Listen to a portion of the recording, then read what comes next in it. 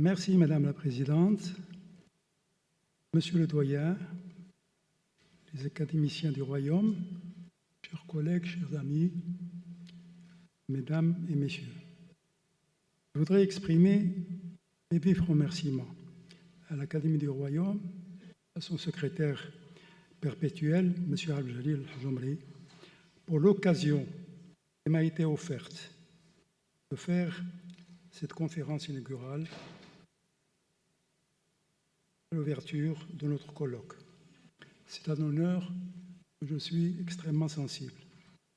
Mes remerciements s'adressent également à ses collaborateurs pour l'excellente organisation de tels événements sur la ville islamique. Les deux personnes qui ont soutenu et suivi la préparation à la fois intellectuelle et matérielle de cette rencontre, je veux dire M. Khalid Ansrir et M. Mohamed Mzi, qui ont contribué remarquablement.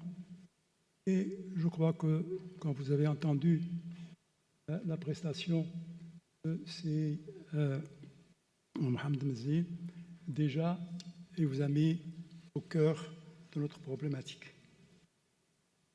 Cette présentation à cette conférence inaugurale, à l'ouverture de la rencontre, est un honneur dont je suis très sensible. Je vous invite à un long voyage. J'espère que vous aurez les endurances nécessaires pour m'accompagner. Je voudrais commencer cette présentation par une interrogation. Existe-t-il encore, à l'époque actuelle, une ville arabo-islamique? L'interrogation est légitime concernant l'époque actuelle. Il est difficile cependant d'y répondre clairement. Un premier obstacle réside dans l'extrême diversité du monde musulman. Clifford Geertz, anthropologue américain, montrait la variété d'un islam pris à ces deux aires extrêmes de l'Indonésie au Maroc. D'autre part, les villes, par nature, ont chacune ses spécificités propres. N'a-t-on pas répertorié plusieurs types de villes dans le monde musulman? Les recherches urbaines, entreprises depuis le dernier siècle, distinguent la ville ottomane, la ville iranienne, la ville persane de la ville afghane, les villes égyptiennes des villes maghrébines et la ville appelée orientale de l'Occident musulman. Peu de temps après les bouleversements démographiques, économiques et politiques qu'ils ont connus du fait de l'urbanisme du Xe siècle, parler de l'époque présente d'une ville arabo-islamique. Oleg Grabar, architecte spécialiste de Jérusalem, a relevé que les phénomènes urbains du pays de tradition historique, culturelle et de caractéristiques climatiques changent dans un monde musulman allant du Maroc à la Chine et de l'Asie centrale à l'Afrique noire. Chaque ville d'une ère culturelle donnée au monde islamique constitue donc un système urbain spécifique.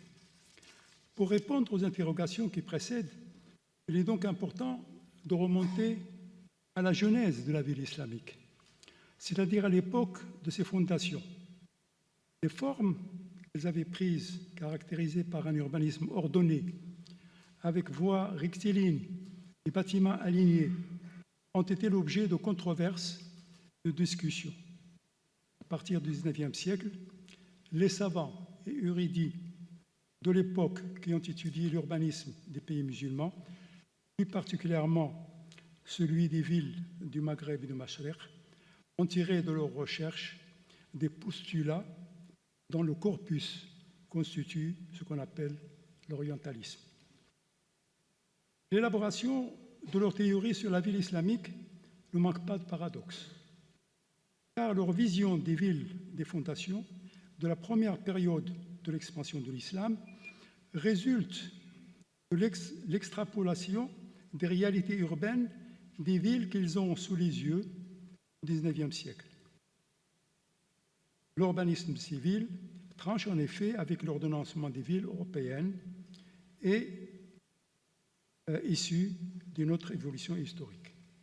Le professeur Serge Santelli, architecte, écrit comment, au terme de plusieurs siècles d'évolution urbaine, les villes du monde islamique ont été perçues par les orientalistes.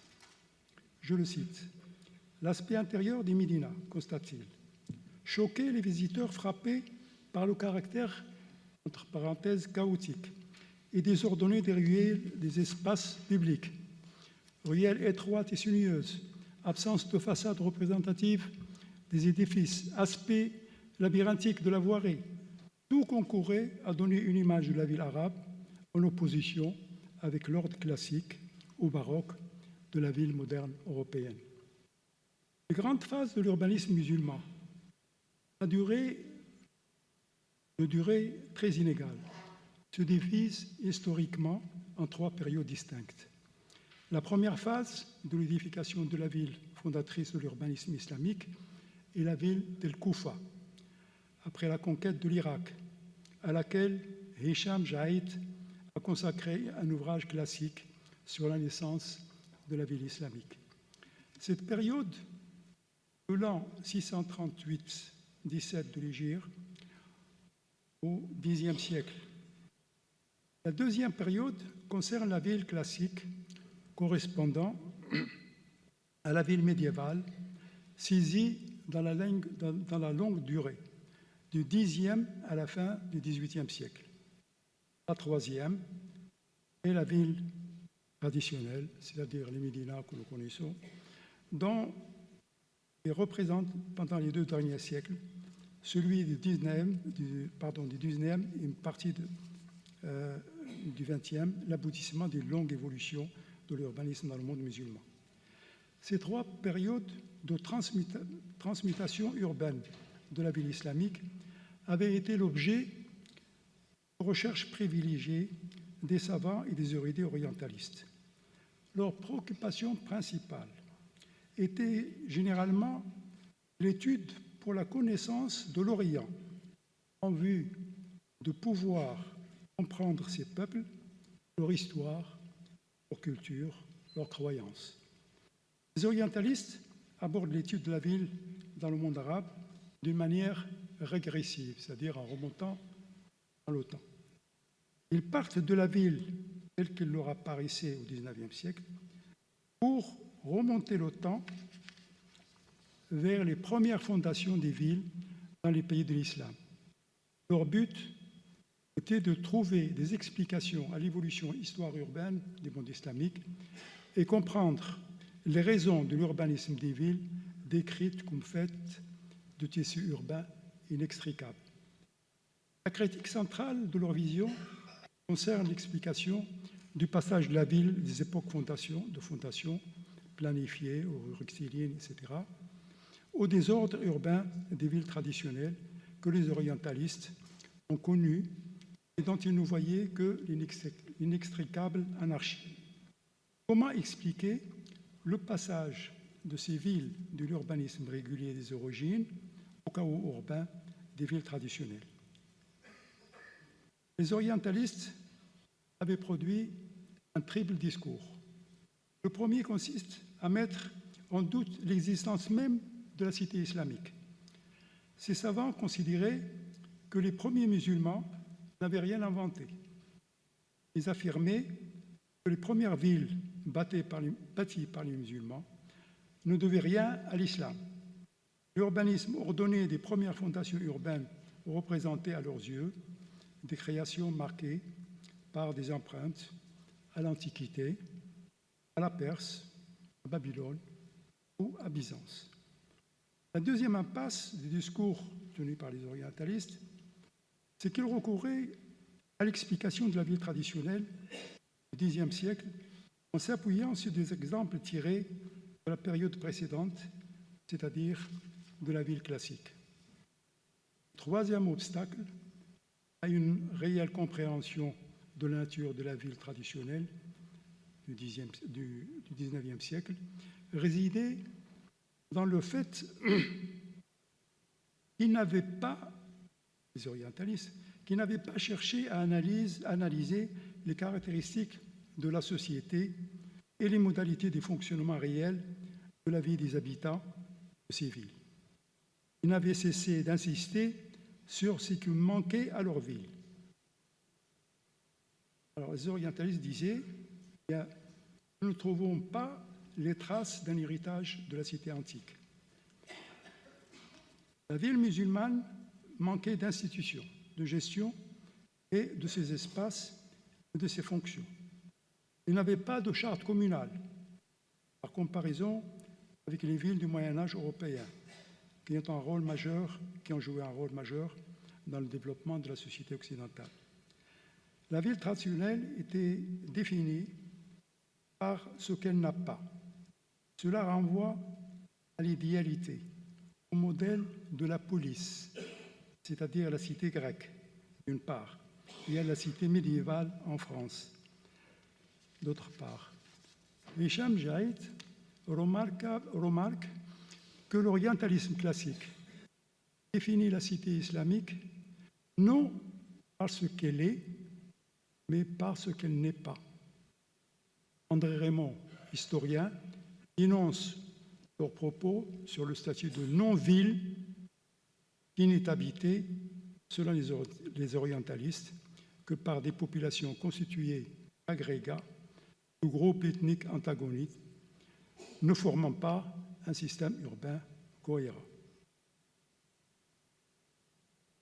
Eugène Wirth, grand savant allemand, géographe, avait réalisé un travail remarquable de géographie sur Fès.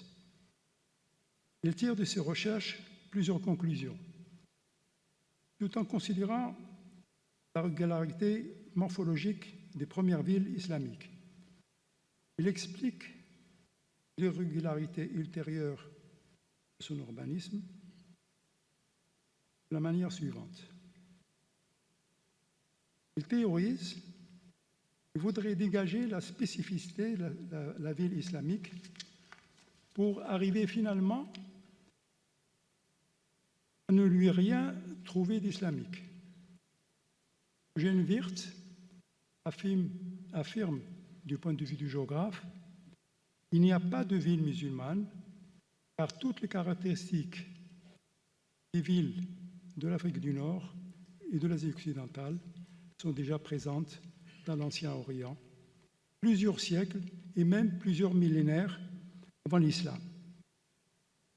Il affirme que si l'on se reporte aux traces matérielles de la documentation architecturale et archéologique, il semble raisonnable de renoncer à l'expression ville islamique au profit de l'expression ville orientale.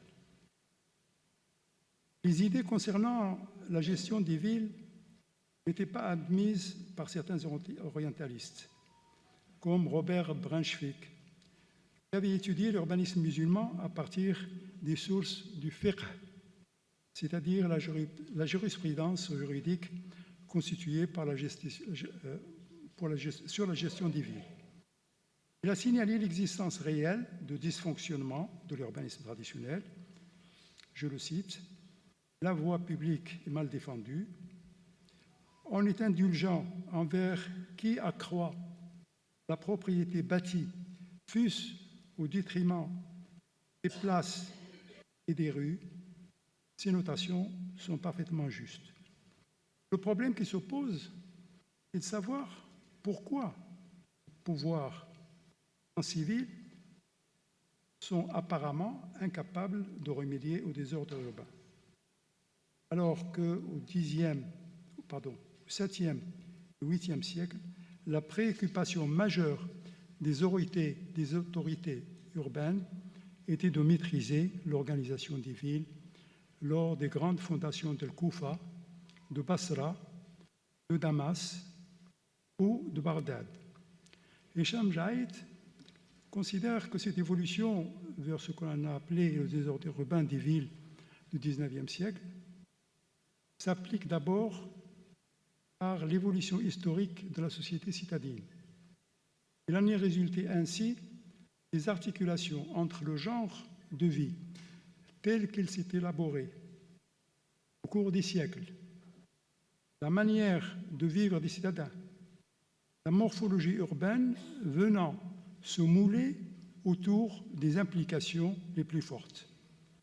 L'évolution démographique,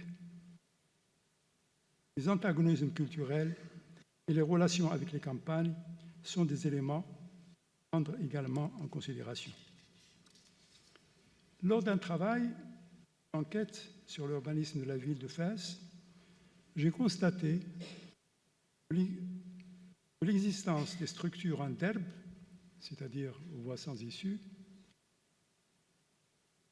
sont à la base de l'organisation privée de la société citadine.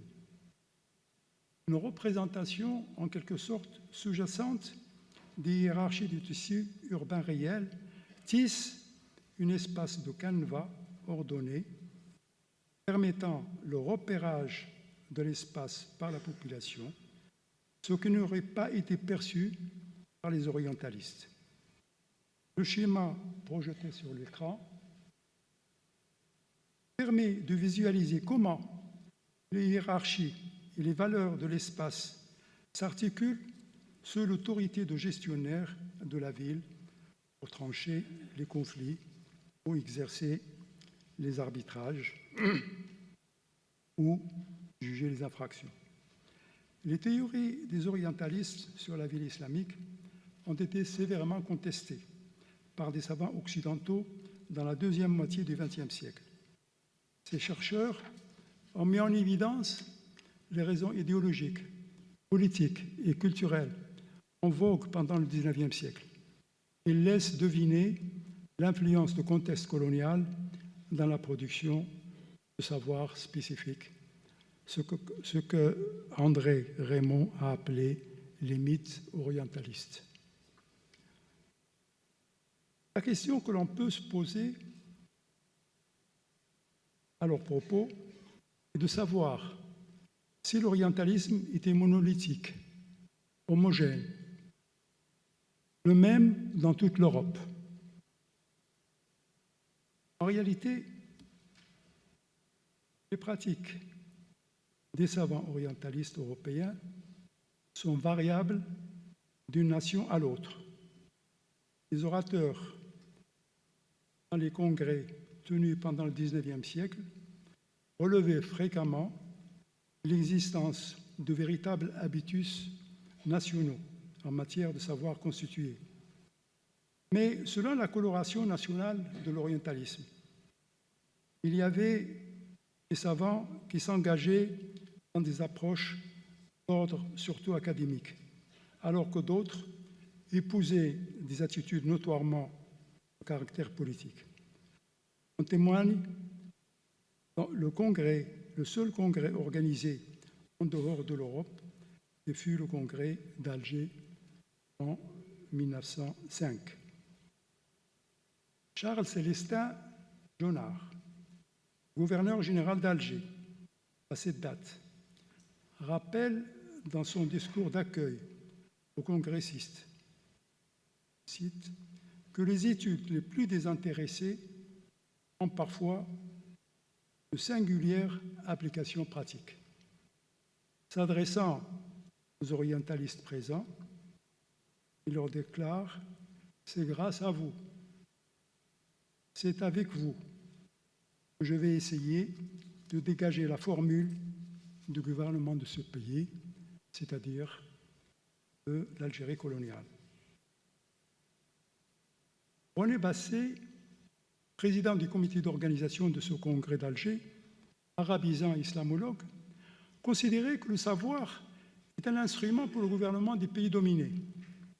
Il voyait dans le congrès le moyen pour l'orientalisme de soutenir l'entreprise de colonisation en faisant progresser les connaissances sur l'homme et leur culture et en apportant à l'Orient les lumières de la science occidentale. Les orientalistes étaient tous partisans de ce discours dominant? La réponse est non. Alors que leurs confrères français, anglais et hollandais s'engageaient dans la conquête coloniale et l'administration dans la confection des cartes et les fouilles à la recherche des traces de l'Antiquité, les Allemands prenaient possession du passé de l'Orient. Ils ont offert un visage autre à l'orientalisme. Écarté, l'Allemagne n'ayant pas d'enjeu en matière de colonisation, il en aura plus tard, mais sans succès. Comment comprendre le particularisme de l'orientalisme allemand? Les savants allemands cherchaient, selon de vieilles traditions de pays protestants, à développer l'exégèse biblique. Cette tradition des études des textes sacrés montre, entre autres, l'intérêt manifesté pour la traduction du Coran. Théodore Noldeke, dans son Histoire du Coran, publiée en 1860, adopta la même approche, utilisant le texte coranique pour éclairer l'histoire et la mentalité des anciens Arabes. Les exploits des archéologues allemands contribuèrent de manière centrale, après 1880, à faire comprendre à la fois au public et au milieu académique que l'Orient ne pouvait pas être ignoré. Les savants allemands s'intéressaient ainsi aux littératures, aux cultures qui leur sont associées, aux peuples qui les parlent et à leur histoire. Les spécialistes d'art oriental, par exemple, commencèrent à souligner la plus grande modernité du dessin islamique, adaptable, et vous voyez le penchant de la technique des Allemands, adaptable par exemple aux structures d'acier des gares par rapport au style grec démodé. Les connaisseurs de l'art égyptien, islamique et indien se mirent à expliquer les différences dans les formes orientales, non comme des manques ou des carences, mais comme le résultat d'intentions et de visions du monde différents. L'influence de l'œuvre de Goethe a été importante sur les évolutions de l'orientalisme allemand. Son œuvre marque une très grande ouverture vers la culture arabe et l'islam.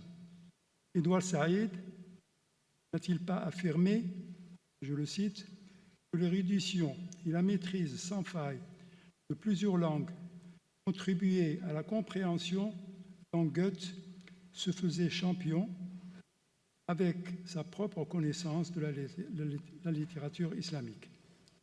La philologie, l'importance de l'étude de langue orientale, la place de la calligraphie arabe comme art majeur à compter. L'arabisant est le spécialiste de la grammaire arabe, Auguste Fischer, a contribué à faire connaître l'histoire de la période pré-islamique, celle de l'islam du temps du prophète et celle des Omeyyades. Cette tradition a été maintenue jusqu'à la fin du XXe siècle par la publication de la revue Fikrun wa Fan, la pensée et l'art, publiée en arabe classique et diffusée pour faire connaître les traditions de l'héritage orientaliste allemand et son ouverture à la culture et à l'art moderne. En somme, l'orientalisme allemand alliait la rigueur scientifique de l'étude des langues et la passion de ses savants pour les littératures et les arts de l'Orient. Avec le déclin de l'orientalisme, André Raymond, historien, titre une de ses études « Ville musulmane, ville arabe, mythe orientaliste et recherche récente ». Il y affirme que la conception classique de la ville musulmane a été une affaire française. Cette affirmation, confirmée par Stephen Humphrey dans son Islamic History, Princeton en 1991. Il voulait d'abord, et je le cite, comprendre comment le milieu intellectuel et politique dans lequel ont vécu les théoriciens, dans ce cas français, précise-t-il, de la ville musulmane, a pu colorer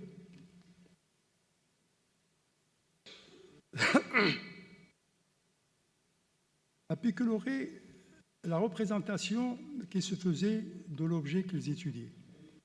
Albert Hourani critique dans son travail sur le Islamic City, datant de 1970, les idées des orientalistes, à savoir Maghreb, William et Georges Marcet, et Jacques Wellers et Jean Sauvé en Syrie.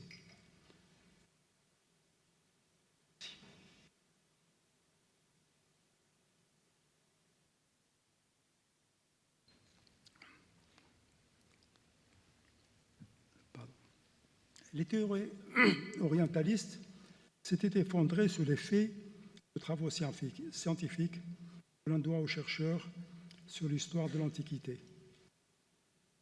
Ces travaux ne constituent que le début de la déconstruction des thèses orientalistes. Quelles en sont les étapes et les ruptures? Les étapes. Ce sont les années 50 au début du siècle dernier. Il est difficile d'établir une chronologie précise et décennies importantes dans le domaine de la recherche urbaine sur les villes islamiques. Une rétrospective rapide place les décennies des années 80 et 90 dans les phases chronologiques majeures de la production de la recherche sur les villes. Si ce pic dans l'évolution de la recherche urbaine revêt une importance considérable, la réflexion sur la ville n'a cessé de progresser, plus ou moins rapidement, depuis les années 50, surtout à partir des débuts de la décolonisation dans les années 60. Quels sont les grands courants de réflexion sur la ville pendant les 3 derniers quarts de siècle? Le premier courant est représenté par l'école française des Annales, l'une des grands courants de réflexion sur les faits de société dans la longue durée et dans l'espace. Ce courant historique est caractérisé par une volonté de transdisciplinarité au sein des sciences sociales, les Annales renouvelant en profondeur l'historiographie française du XXe siècle. Plusieurs générations d'historiens issus de ce courant et influencés par ces méthodes ont renouvelé en profondeur les approches concernant les études sur les villes islamiques. Les historiens et les archéologues qui ont ruiné les thèses orientalistes sur la cité islamique ont mené leurs recherches plus particulièrement sur l'époque ottomane. Ils ont été les bénéficiaires de la richesse en archives sur les villes qui faisaient partie de l'Empire ottoman, villes qui constituaient ces 3 continents, le cœur de ce vaste système impérial. Le deuxième courant est de nature idéologique et politique, mais également philosophique. Il aborde la réflexion sur la ville sur des registres nouveaux et innovants. Son promoteur est Henri Lefebvre, un marxiste critique. Ses réflexions sur le développement des villes modernes se distinguent par l'introduction de l'analyse marxiste dans les études de l'économie urbaine.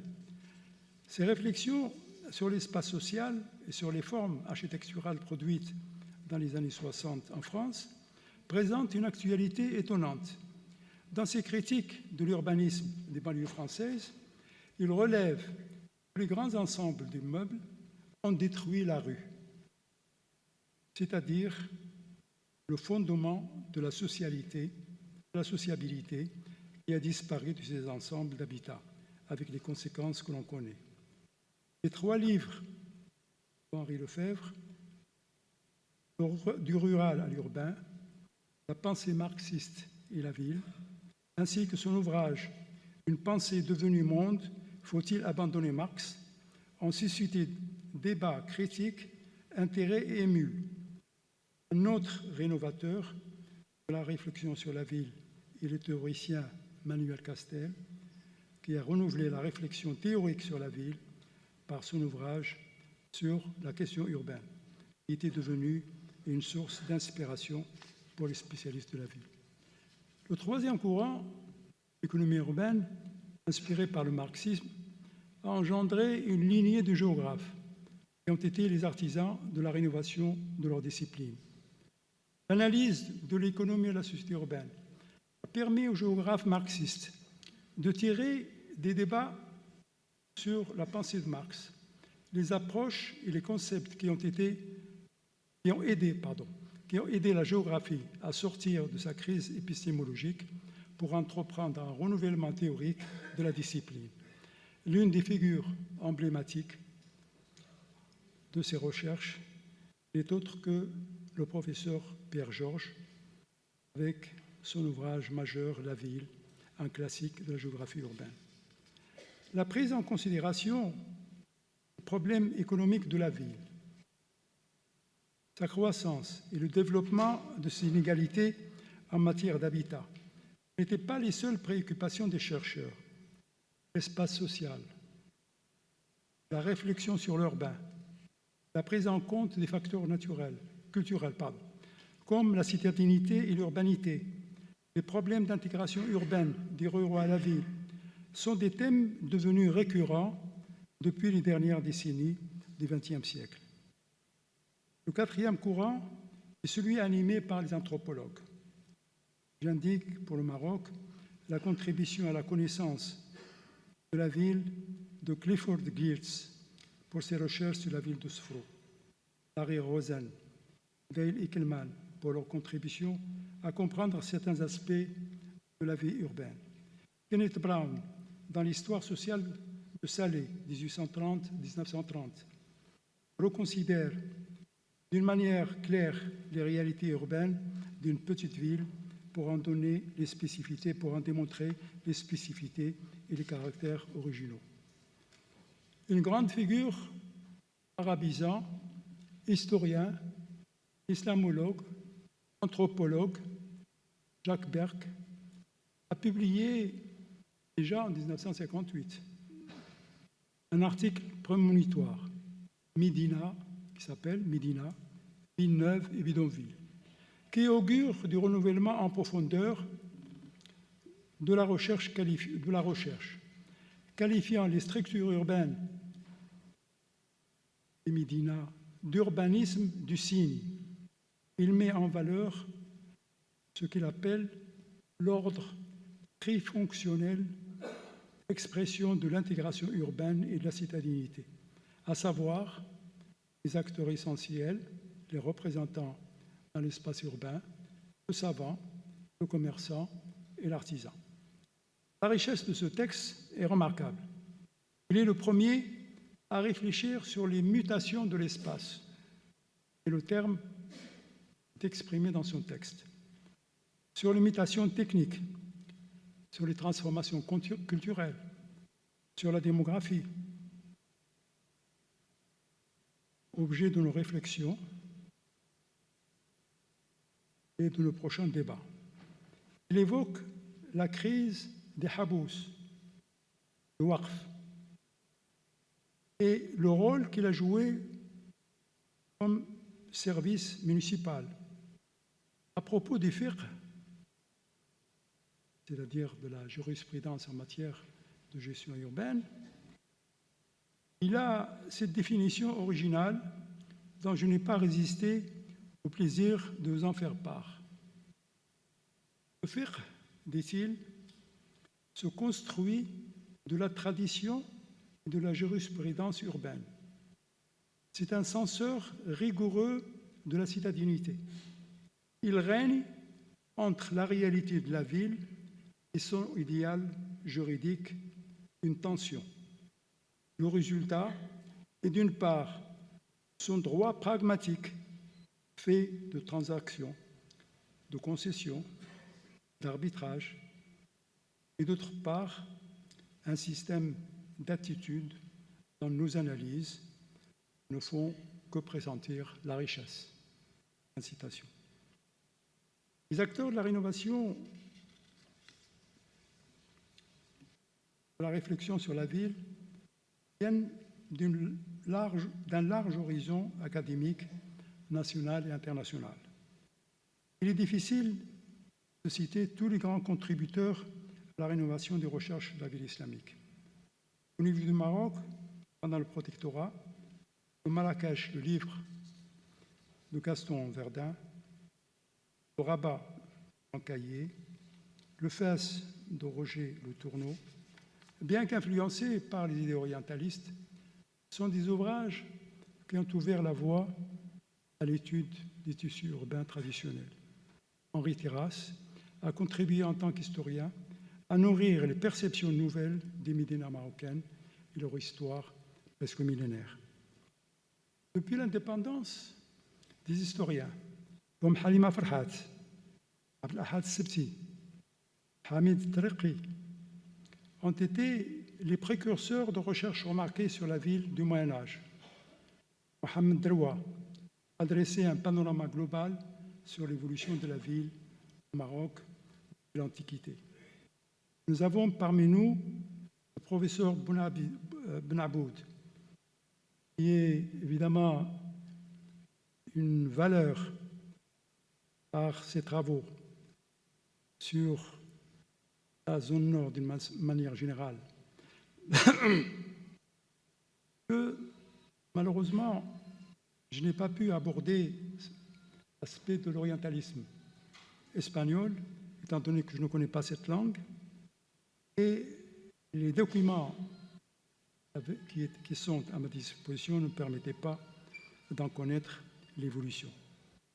Sur le plan international, une figure de proue de la recherche historique en France, que j'ai déjà citée, celle d'André Raymond, dont les publications sur la ville arabe et ottomane ont atteint le nombre considérable de 150 publications dans des livres majeurs sur le Caire et Alep pendant l'époque ottomane.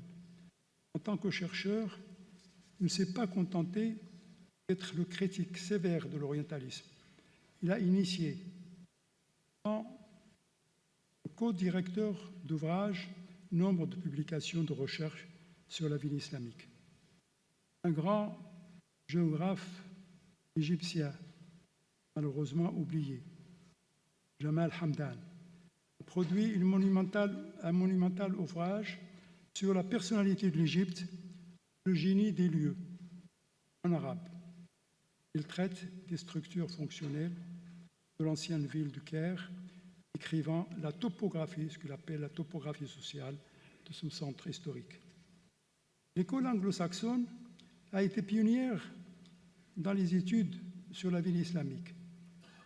Gustav von Grünbaum a résumé dans l'article The Structure of the Muslim Town, publié en 1955, l'essentiel d'un développement doctrinal dont Janet Aboulouroud a mis en valeur la chaîne d'autorités successives, en arabe Isnad, à partir des œuvres des pères fondateurs publiées dans l'ouvrage de Islamic City.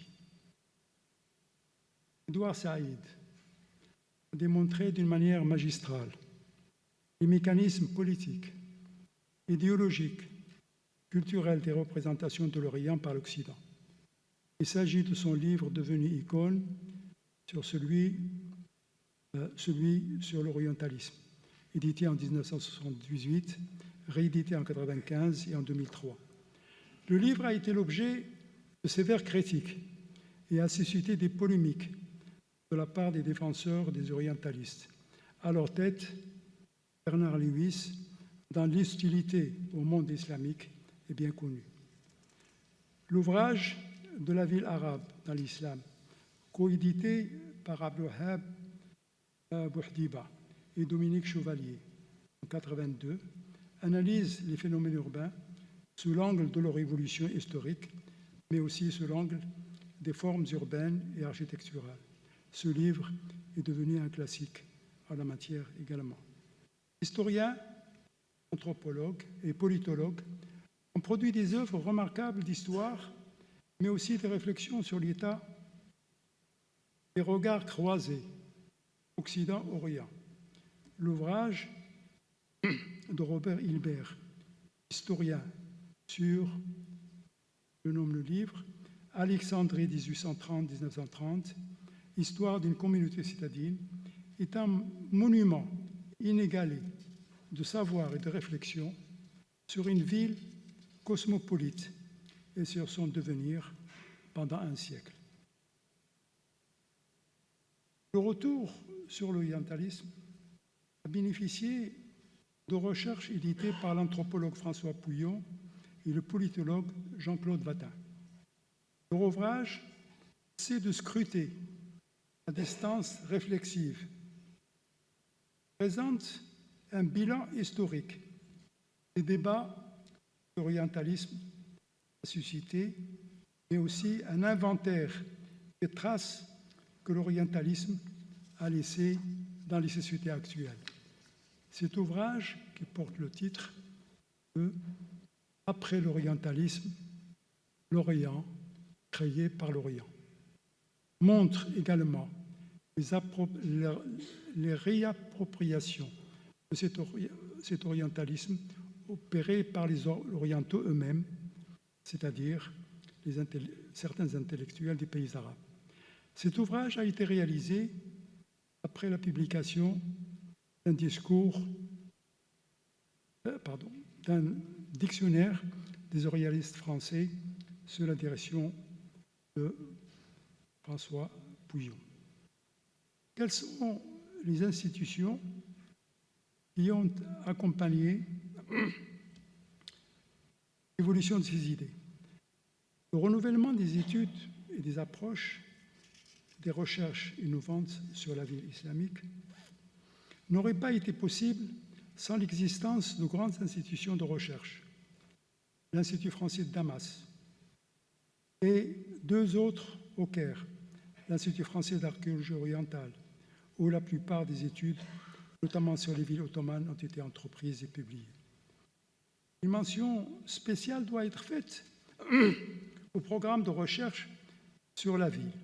Il s'agit d'Urbama, l'urbanisation dans le monde arabe, de l'Université de Tours en France. Ces publications sur la ville arabe, plus d'une vingtaine, font autorité. Jean-François Drouin, se trouve parmi nous, a été l'origine de l'initiative de publication d'un livre collectif, le premier de genre, qui s'appelle « Présent et avenir de Médina », de Marrakech à Alep, mettant ces vieilles cités au cœur du processus de transformation des centres historiques. L'UNESCO a d'ailleurs classé quelques-unes de ces médinas, comme celle de Fès, comme patrimoine de l'humanité. Une institution récente, la Maison méditerranéenne des sciences de l'homme, a contribué également à l'évolution de ces idées. L'ouvrage Mégapole méditerranéenne, un livre de géographie urbaine de plus de 1000 pages, présente une rétrospective sur l'évolution des villes dans l'ensemble du bassin méditerranéen. Cet ouvrage a réuni archéologues, urbanistes, sociologues, anthropologues, des historiens et des géographes. Je voudrais insister sur une institution largement méconnue dans le monde arabe, c'est l'Institut culturel oriental de l'Université de Tokyo, fondé en 1988 sous la direction de Yozo Takaki. C'est un programme de recherche du ministère japonais de l'Éducation sur l'urbain, al-Umran, dans l'islam, études comparées. L'Ahad Septi signale que 24 équipes de recherche et 120 chercheurs venant des humanités, des sciences sociales et des sciences naturelles ont constitué 200 cercles d'études. Le but de ce grand programme était d'entreprendre une étude sur la recherche historique concernant l'ensemble du monde musulman en 5 parties. Le Grand Maghreb, le Mashriq, la Turquie, l'Iran et les villes admirables de l'Asie moyenne. Rien n'a été négligé, notamment la prise en compte de publications dans les langues locales, notamment la langue arabe. L'intérêt pour les travaux sur les villes de la période médiévale s'ajoute l'importance accordée aux recherches archéologiques. Les structures sociales, les mouvements sociaux et la vie quotidienne ont été étudiés, distinguant les caractéristiques des villes dans chacune des 5 ensembles régionaux. Écartant la référence au modèle wébérien des villes occidentales, les chercheurs japonais ont essayé de dépasser l'approche orientaliste des villes en insistant sur les formes de gestion des villes par leurs habitants. Ils ont proposé une interprétation nouvelle de la ville en tant que système de référence. La ville islamique offre des espaces publics, des lieux de rencontre des habitants. Elle est à l'origine de production de ressources et de nouvelles. Il est également une entité participative, indicatrice de l'évolution historique dont les spécificités culturelles, mentales et les valeurs constituent des axes permettant une meilleure compréhension des fondements de la vie urbaine dans le monde islamique. De grandes rencontres citées ont jalonné la fin du XXe siècle. Ils ont donné lieu à des ouvrages de référence. Je donne les principales étapes. D'abord, les rencontres anciennes d'Oxford et de Californie dans les années 1965-66, marquées par les contributions d'Albert Hourani, Stern et Lapidus. Il faut remarquer une particulière concentration des rencontres suivies de publications dans les années 80 et 90, colloque de Londres, de Paris, de Casablanca, où a été publié sous la direction d'André Raymond et la mienne, Sciences sociales et phénomènes urbains dans le monde arabe. Le colloque tenu sur l'initiative d'Urbama à Glasgow a eu pour sujet les recherches urbaines dans le monde musulman, vues à travers les approches comparées des géographes allemands, britanniques et français. Certaines de ces rencontres ont eu pour objectif la compréhension de la crise urbaine et des mouvements sociaux qui ont secoué de grandes villes, notamment au Maghreb, dans les années 80. La ville islamique, c'est l'une des premières conclusions, a gagné la réhabilitation académique, mais elle endure l'épreuve d'un siècle de déferlement de l'urbanisation. Cette ville arabo-islamique présente aujourd'hui un paradoxe. Sa réhabilitation académique est largement acquise, réalisée, reconnue par une recherche scientifique extrêmement abondante. Mais elle se trouve confrontée à l'épreuve d'un siècle d'urbanisation qui est en train de gommer ses caractères de ville islamique. Comment les reconnaître devant le déferlement de l'urbanisation et la croissance rapide de la population? Les formes de croissance urbaine tendent à se réduire à ce dilemme entre villes couchées, produisant l'étalement urbain à l'infini, et villes debout, hérissées de gratte-ciel, et ont donné tant de frayeur à l'écrivain Céline devant le spectacle de la ville de New York. Quel signe reflète encore l'appartenance à la cité islamique et comment reconnaître celle qui garde les attributs de l'islamité et celle qui les a perdus. Quel modèle en gestation? Deux géographes présents parmi nous ont essayé de répondre à cette interrogation. Le premier, Jean-François Trouin, a parlé dans un article publié en 1990 des villes du monde arabe à la recherche d'un modèle, tout en soulignant la diversité des grandes métropoles, notamment du Maghreb. Il a distingué les caractéristiques fondamentales de la ville arabo-islamique qui permettent son identification en tant que ville arabo-islamique. D'abord, l'existence d'un dualisme centre colonial, centre traditionnel. L'existence de délicats problèmes d'alimentation en eau du fait de l'environnement climatique.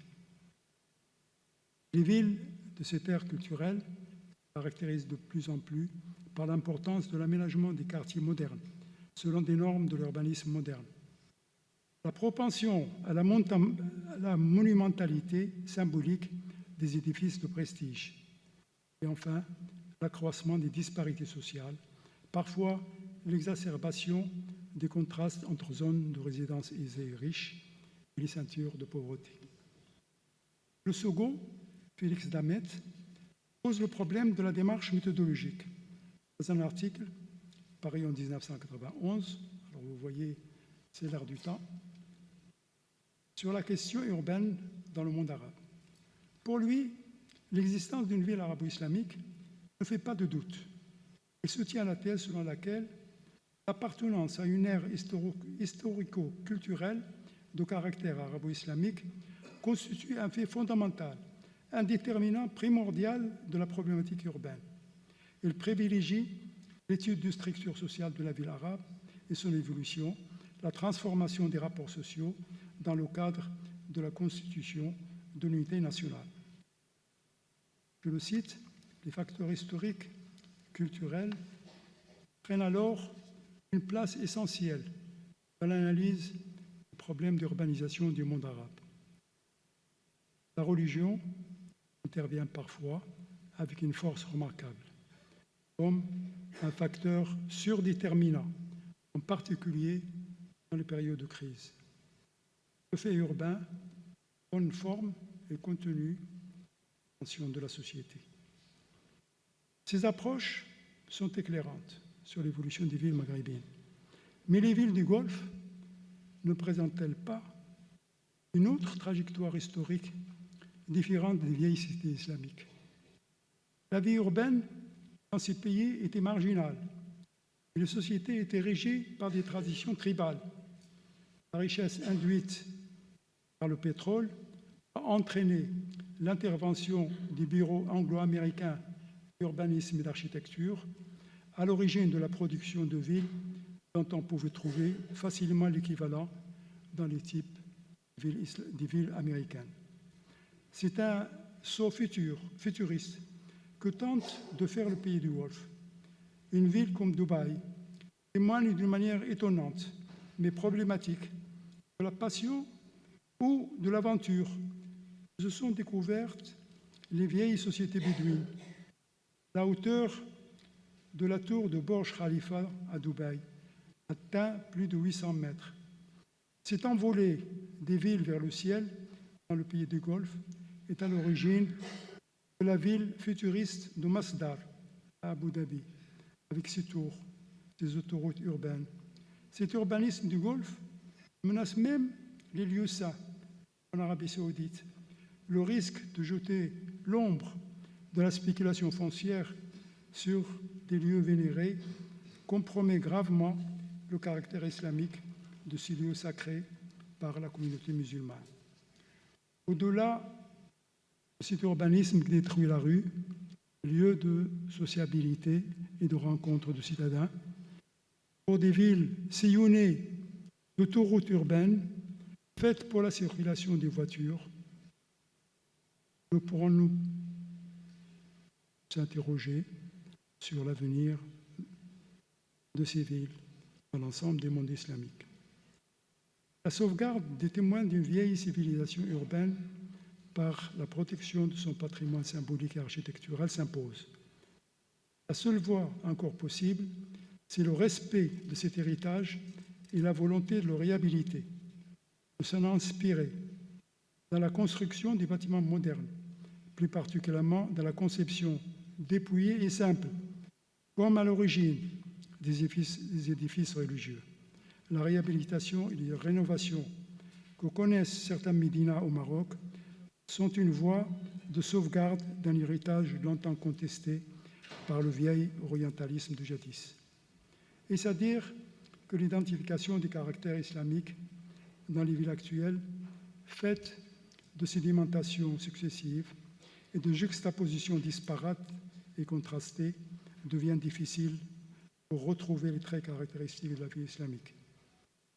Un urbaniste saoudien,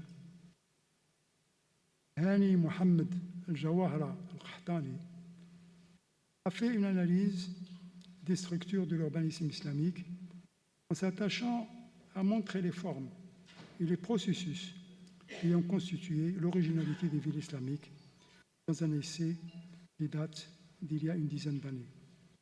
En conclusion, je voudrais signaler dans l'ensemble de ces villes quelques caractéristiques communes qui pourraient fonder la spécificité de l'ensemble de l'ère culturelle arabe.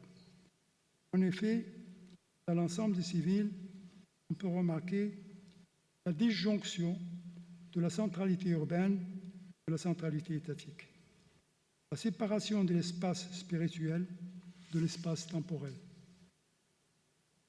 Une puissante expression religieuse se manifeste, la présence des mosquées, dont la multiplication coïncide parfaitement avec l'étalement des villes. C'est le seul équipement culturel et socioculturel qui soutient le rythme de l'urbanisation et qui est pris souvent en charge par la population. Il accompagne donc l'étalement des villes. Les villes de l'ère arabo-islamique sont des villes fragmentées. Les formes d'habitat sous-intégrés à l'espace et à la société urbaine, bidonvilles, lotissements clandestins, s'étendent à la fois à la périphérie et dans des positions centrales de l'espace urbain. Dans les lotissements clandestins, on remarque le même mélange de population, de statuts et de revenus différents. Les différences de classe restent atténuées, caractéristique de non-exclusion des pauvres dans le domaine de l'habitat est évidente dans les anciennes médinas, qui connaissent actuellement une rénovation à l'origine par l'extension des phénomènes de riad, dont parlera Bariane demain, et la rénovation de vieilles demeures citadines. Le processus de l'accroissement des inégalités est donc en cours dans le vieux tissu urbain des médinas.